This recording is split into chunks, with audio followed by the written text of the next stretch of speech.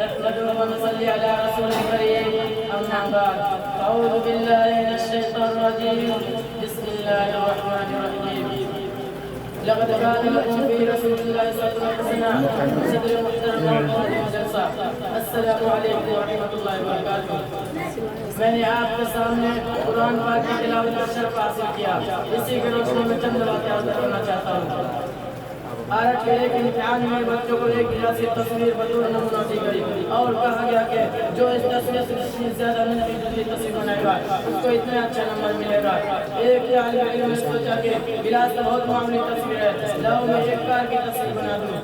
چنانچہ اس نے خوبصورت کار بنا لی۔ جب نتیجہ آیا تو کار کی تصویر بنانے والا بچہ خیر تھا کیونکہ اس نے گلاس کی تصویر ہی نہیں بنائی۔ اسی طرح اللہ کا فرمان ہم مسلمانوں کے لیے کہ اے مسلمانوں تمہاری زندگی گزارنے کا بہترین نمونہ رسول اکرم صلی اللہ علیہ وسلم کی سیرت ہے۔ اپنے 24 مہینے کی زندگی میں اپنا کھانا پینا سونا جاگنا اٹھنا بیٹھنا اپنی تجارت وغیرہ سب رسول اللہ صلی اللہ علیہ وسلم کے طریقے سے لے آؤ تو تم دنیا اور آخرت میں کامیاب ہو جاؤ گے۔ اور اگر تمہارا رسول اللہ صلی اللہ علیہ وسلم کے طریقے کے خلاف رہا تو تم ناکام ہو جاؤ گے، چاہے تم کو پورے دنیا کے بعد شہادت کیوں نہ مل جائے۔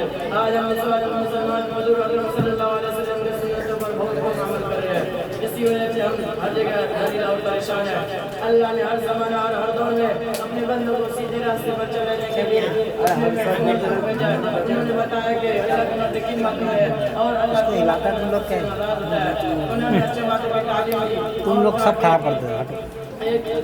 اور کہا کہ اللہ